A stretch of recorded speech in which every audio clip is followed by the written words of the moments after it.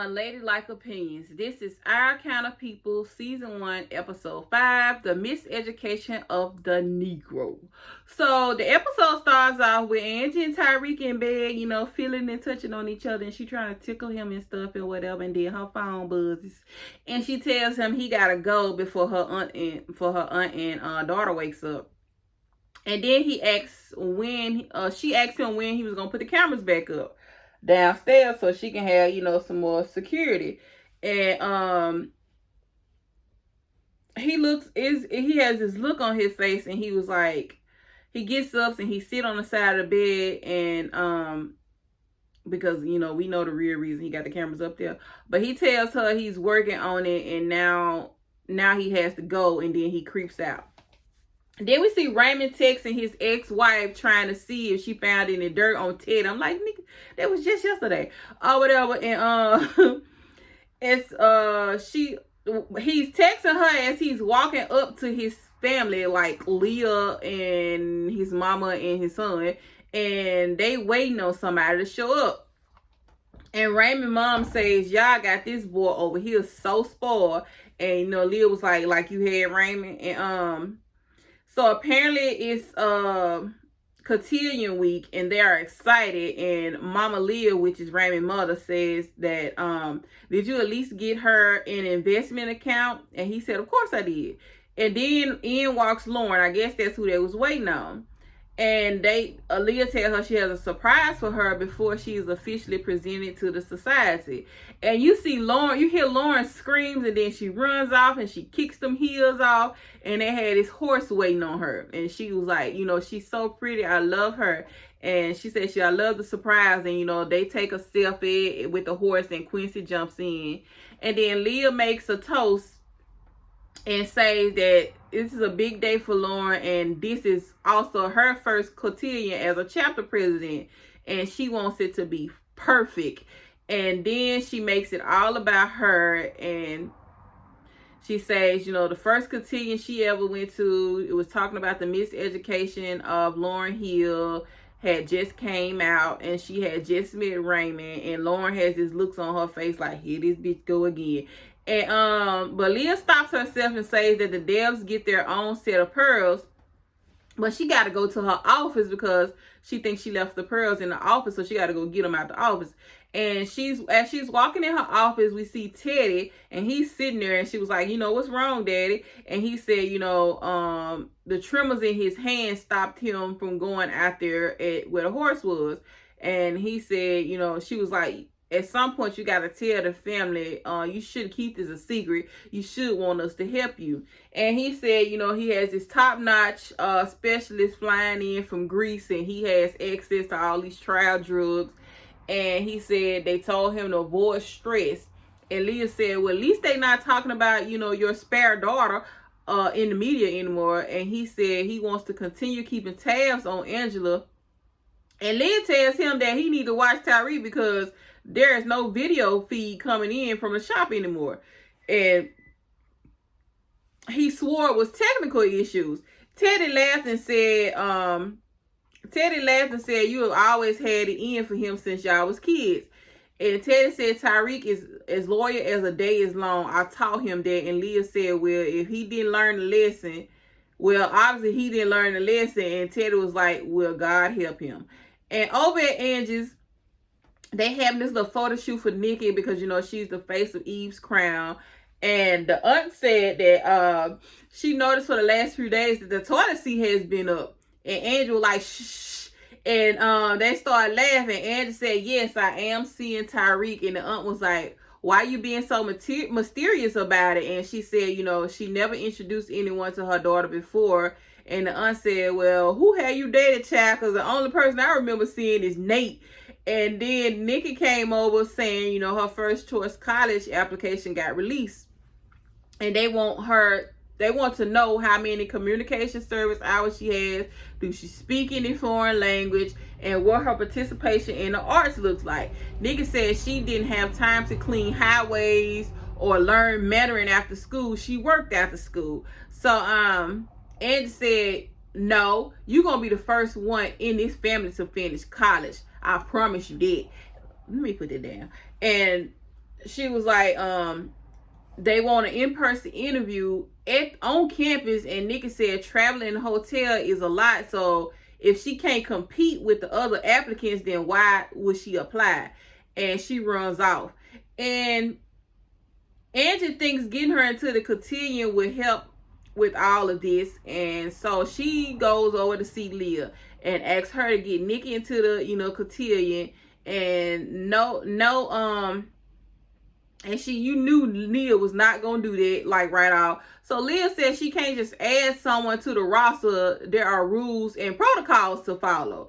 And Angie swear it's some bull to keep common folk out of the program. Leah says she don't think common folk would just automatically let Nikki jump the line, and I kind of agree.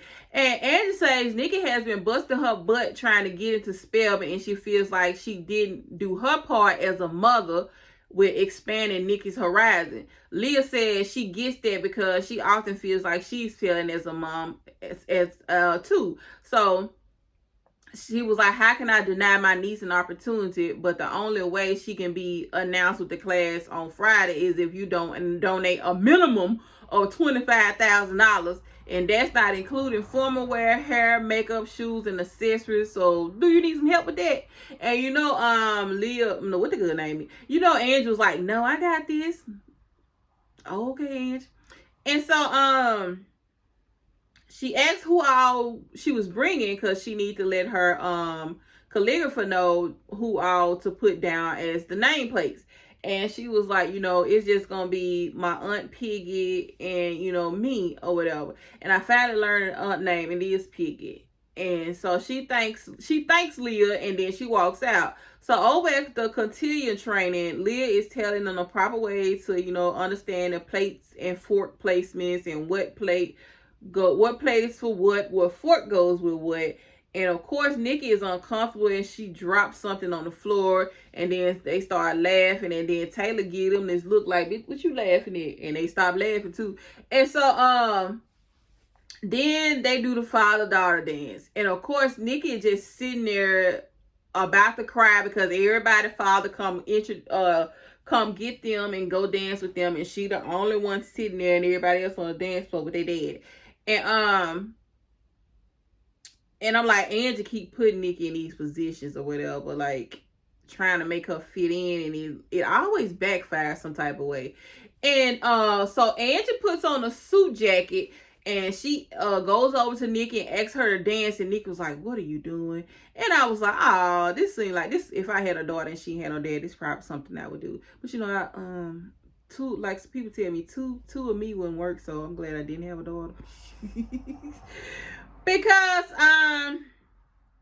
okay, Leah walks over and said, what is happening here? This is a father-daughter dance rehearsal. And Angela was like, I know, but I raised her with my own two hands, my own two breasts, and I'm going to dance with her this weekend with my own 2 feet. And we don't need a man. And Leah said, as inspiring as that is, she gonna need a male companion. And she was like, Mr. Abraham, come on over here or whatever. And I'm like, no, lady, don't be calling no random dude to become dance with my child.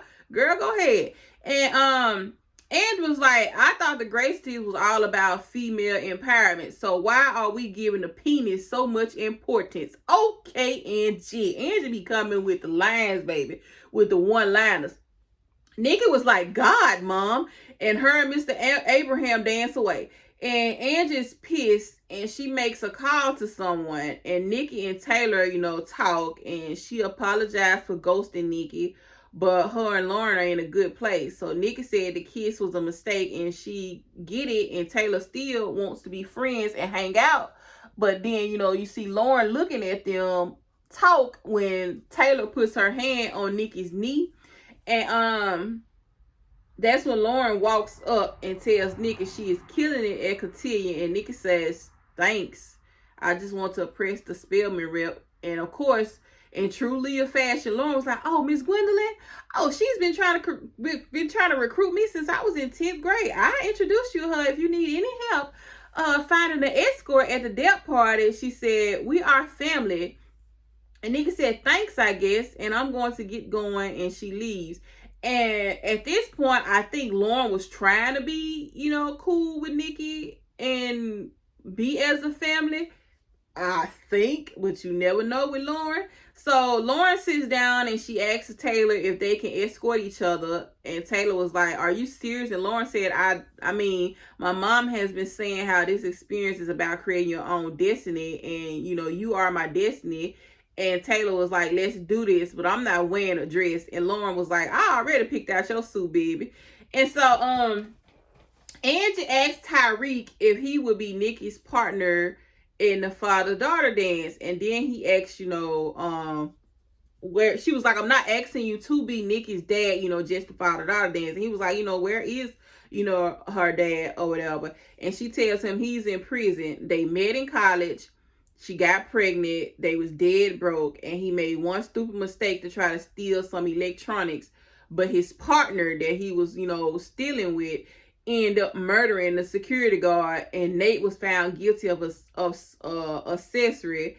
And he was like, he been locked up this whole time. And he was like, they gave him life. And I'm like, life? But that's how it go when that's why I be trying to tell my kids, my kids ain't in trouble, but that's why I tell them that's what's gonna happen one time, and it can be a one and done situation. And she said she's never told Nikki about her father. She felt like it was better for Nikki not to know him than spending her whole entire life looking at him through bulletproof glass. And she was like, of course her dad didn't agree with that decision, and she kind of thinks that he was right with not agreeing with that. And then Tyrique said, he is flattered that she asked him to do that, but he said the cameras at Eve Crown was put there for Teddy to spy on her. And she gets up and tell him to shut up, and all this time you've been spending with me getting info for Teddy. And he was like, "No, my feelings for you are real." He was blinded by his loyalty because the man had sent him to college and raised him like his own son. And he fell for Angie, and it was hard. It was hard for him, but the minute he realized that she was a good person and she was there for the right reason, he knew it was wrong, and he took the cameras out. And Angie was like, "Get out. Don't you come near me or my family ever again." She sits down and she started crying. Then Nikki comes out modeling all her little different white outfits for the cotillion, and the last one was, really cute to me. And Angie tries to put a ring on Nikki's hand, and Nikki was like, the ring goes under the glove, and it's like an unveiling when you take off your glove for dinner. Angie was like, "Ooh, did I raise this little diva?" And she was like, Nikki was like, "Oh no, I thought I was a queen." She said, "I've done a lot of research about the cotillion, and she thinks it's cool and it would be useful on down the line in the future. But it sucks that, her friends back home don't have access to stuff like this because, and she feels a little entitled that she does have this opportunity." And Angie says, she thanks Angie for fighting for her. And Nikki says, the dress is pretty, but it really isn't her. She's seen this vintage dress she loved. And Angie was like, oh, and she shows it to Angie. Angie was like, "Oh, it was designed by Black Courtier, and she gonna get it." And right then Angie was like, "I'm headed over there now." And she goes over there to get it. And Nikki was like, "No, I don't need it," trying to be modest. But she really wanted, but she was trying to be mindful, they didn't have the money. But Angie was like, "Oh, my allergies." Angie was like, "Nah, you gonna get this dress." So over at the gun range or whatever, this old Barney Fife looking bastard gonna say, "This how it's summertime, when the vineyard suddenly gets a little darker tan." And he looking at the DuPonts. And Quincy holler out, "Screw you." And Mama Leah, which is Raymond mama, it says, she calls Quincy name and was like, "The gun club is named after a former slave named Scipio, and he was what they called a roundup boy that would round up all the fowls for massa." And he would get all the birds or whatever and save them, and later on at night he'll go back and sell them. And he saved up enough money to put their family on the map. And Mama Liv named the club after him because they don't have to worry about these pasty simpletons that pay her $2,000 per day just to come shoot. But the next time they come, because of what they said, they're gonna be paying $3,000. The best way, she says, the best way to win a war is never let the enemy know there is a war to begin with. And Raymond tells Mama Liv that speaking of wars, he got one more, and Teddy locked him out of the Darman accounts. And she said ever since Teddy bailed Darman out, she been waiting on him to suit up for battle. So what's the plan? And he was like, Alex Rivera. And Mama Liv tilted her head like, say what now? And she said, you should think twice about it, because it took their family years to recover from what she did. And I'm like, what did Alex Rivera do or whatever? And he said, it's already in motion and he ain't asking for her permission. And I'm like, if they got all this money, then why did the mama bail out the company and it's the family company? I don't know what they got going on.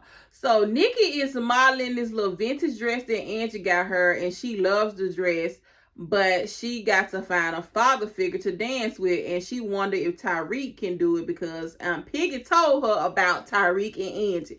And I'm like, yeah, Piggy tell everybody business but her own. So Angie was like, nah, we broke up because he did some shady things. And when he told her, she let him go.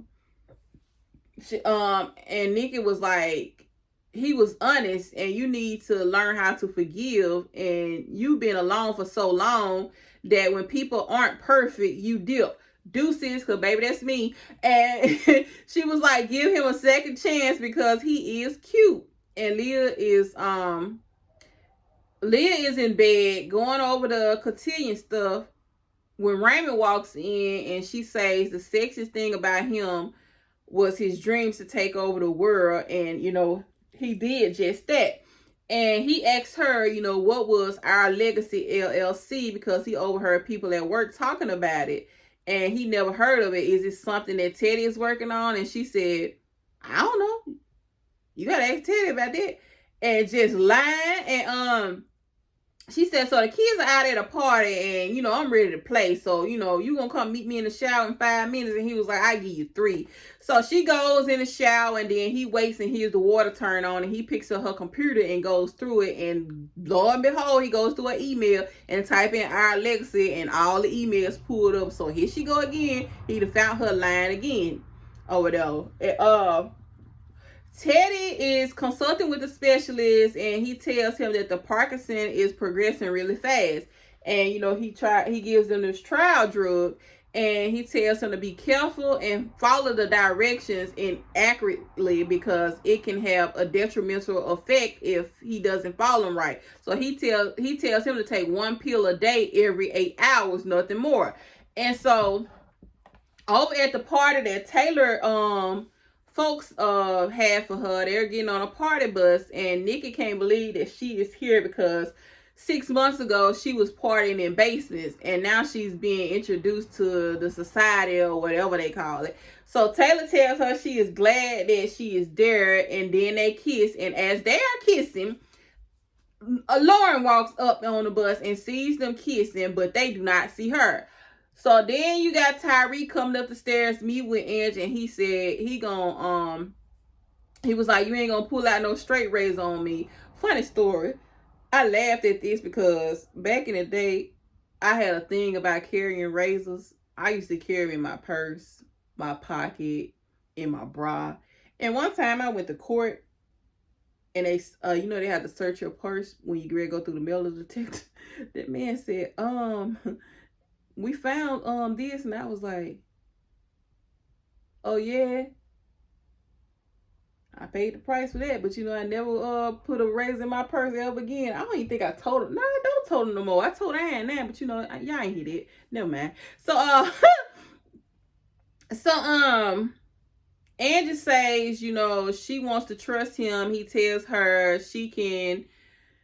He tells her he will not break her trust again. She tells him to, sit down, and she tells him that she thinks Teddy supplied crack to Egerton in the 80s, and he let her mom, oh God, my allergies, and he let her mom take the fall for it. She said she isn't sure, but she had no idea about any of this before she moved to the Bluffs, but she saw Teddy on a tape with her mom in the interrogation room, and he turned the camera off just when she was getting ready to talk, and she thinks she can implicate him in the drug charge or whatever.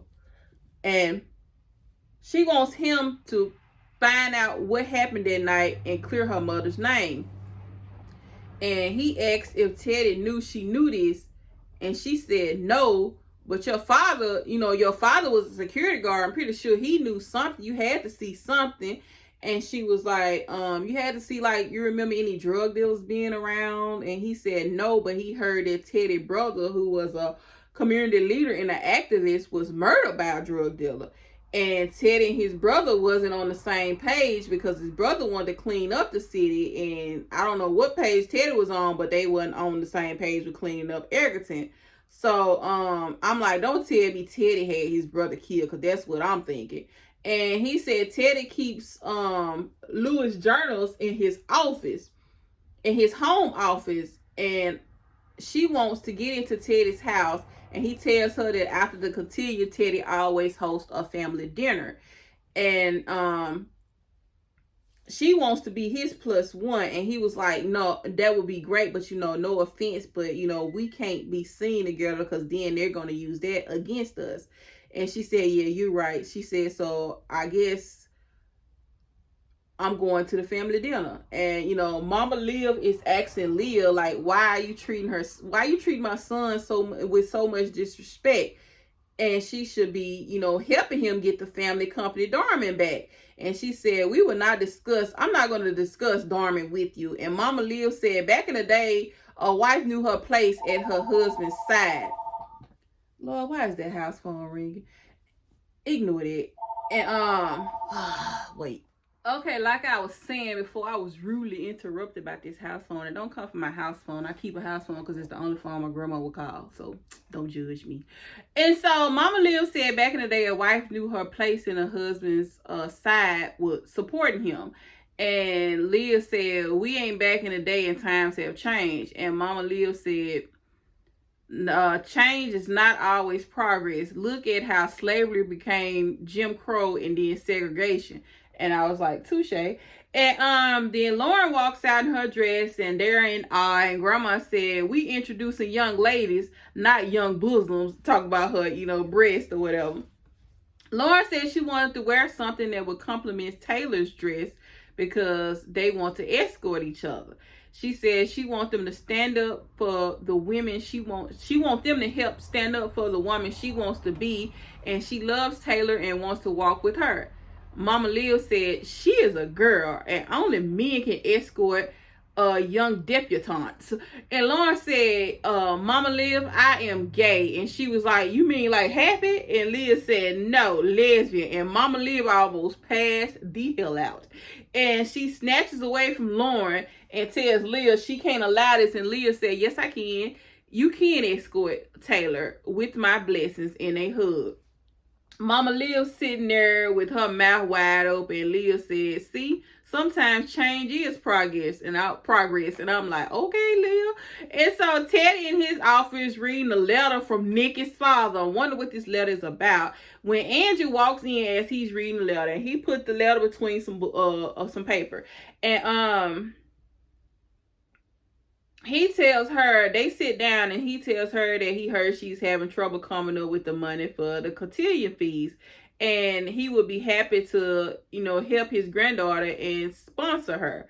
And Angie said, no, thank you. I sold all Mama's gowns, which I'm probably certain that they were gifts from you. And I came up with the money and some. And he said, she said she was thinking about family, and family to her was her mom, Nikki, and Aunt Piggy. And when you lose one person in a small family, you really feel that loss. But she wants to try to get to know Teddy, but she is really angry that he wasn't there for her or her mom. But she is willing, growing up, so she's willing to try, and maybe they could try with having dinner tonight. And he tells her he's hosting a family dinner he's hosting a family dinner after the claiming ceremony. And he tells her, to come to the dinner and to bring Nikki. And they shake on it and she walks out. And then he starts back reading the letter from Nikki daddy again. And so over at the claiming ceremony, Angie walks in and give Leah this check, and Leah was like, "Oh, you made it by the skin, you're late or whatever." And she was like, "Well, I lost track of time because I was in our father's office, and I will see you at the family dinner." Now, see, Leah was looking in disbelief. Now, Angie, when she strike back at you, because right here you took a blow, Ella. Now when she strike back, don't say nothing. And so as the ceremony begins, Lauren points out to Nikki that was the salesman rep, in the earrings. And then they start introducing themselves and lighting the candle. So it's Nikki's turn to get up. And she gets up and, she's nervous, but she looks back at Taylor, and Taylor looks at her like, "Go ahead." And, she pushes through, and she wants to be a creative writing. She wants to major in creative writing and create novels to change the world and attend Spelman College. So Lauren hops up and says, before you light your candle, I want to give you some encouraging words. She tells everyone that Nikki has overcome so much with losing her grandmother and being uprooted from a city, the only home that she known, and starting over for someone with a criminal background, a criminal record, is a big deal, and she is glad Nikki is here. And, Nikki looks at her and runs off, and everybody's caught off guard. Angela's like, "I know this helper did." And so I'm going to need Nikki to start running off. So, Lauren walks up to Nikki as Nikki is outside, and Nikki asks, "Why you embarrass me like that? You have a criminal record too." And Lauren was like, "Them charges was dropped." And Nikki said, "You have a rich family to protect you, and you are a broken, thirsty ass bitch." And Lauren was like, "I watch you kiss my girlfriend, so stop playing innocent." And Nikki has this look and like, "Yeah, I'm caught." So she run off again. I'm sick of Nikki running. And then, as she's getting ready to run off, Taylor is in her, the other girls are walking up. And Lauren looks at Taylor and said, "I'm standing up for us like you always wanted me to do." And she was like, "I asked my mom if we can, walk together in the escort each other in the cotillion." And Taylor said, "I don't want to go with you. And there is something broken in you, and I don't want to be around that or you anymore." And Taylor walks off like a boss, baby. Taylor walks off like the stud bro she is. And Lauren walks off confused, like, "What?" And Aunt Piggy is over there pouring Angie a glass of wine and was like, "I need to fill you up another cup." And she said, "You need one more."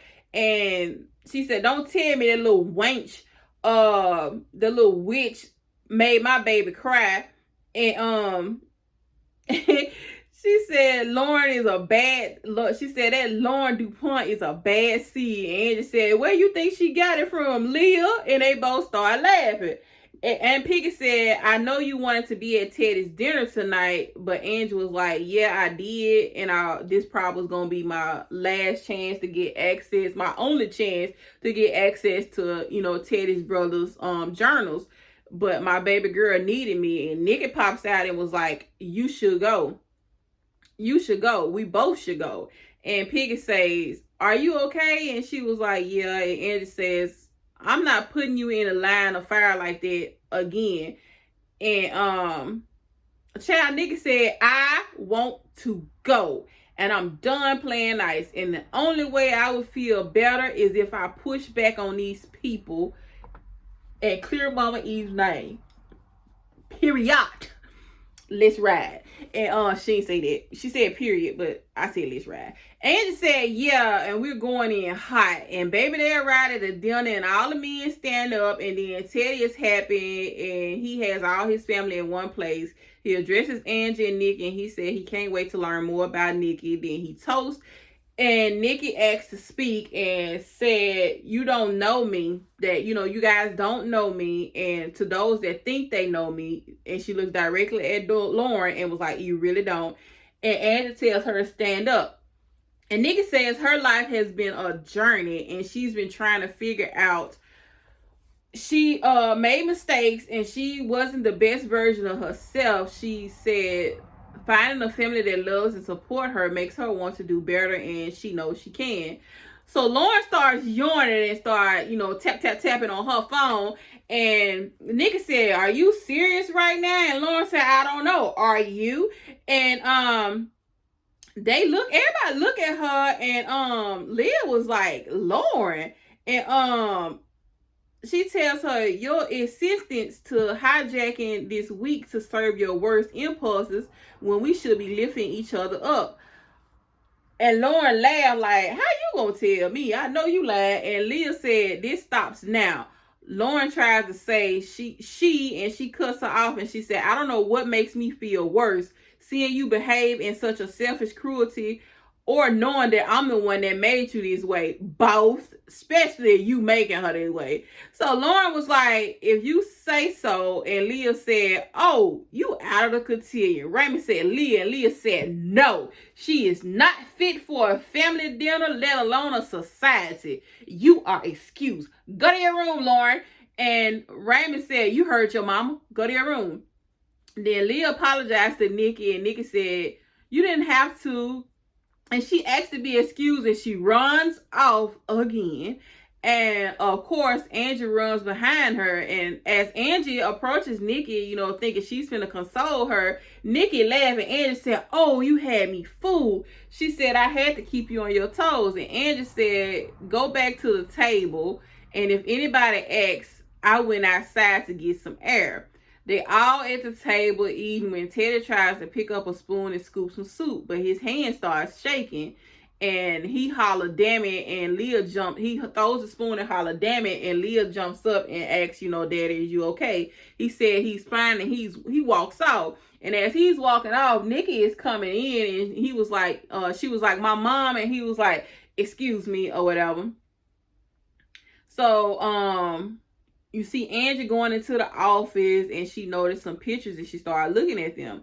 And then you see Teddy in the bathroom taking pills, and he took his pill, and he's like frustrated as he's getting the water or whatever to wash the pill down with. Tyrique pops in on Angie and says, Teddy's in the restroom, we gotta move quickly. So Teddy looks at himself in the mirror and says, you would not beat me. So then Tyrique finds the journal, but he was like, he's only taking one so it won't look so suspicious. And him and Angie kissing, and I'm like, why? Like, y'all ain't on borrowed time. And Teddy took another pill, and I'm like, didn't the doctor just tell you to only take one or whatever? And as he think he got himself together, he's getting ready to walk out the bathroom, he drops to the floor. And as he's, on the floor, like shaking a little bit, he sees Tyrique and Angie's feet walking past the door. And you hear Tyrique say, the coast is clear and let's get back before they wonder where we are. And then you see Teddy's eyes closing. And that was the end of the episode. Baby, our kind of people is coming with their heat each and every episode. So I'm hoping that they keep this up, because it be like each episode is good. Like, it don't be like filler. So I'm hoping they keep this up. But that was my review on Our Kind of People. So like, comment, share, subscribe, and I will talk to you guys later. Bye.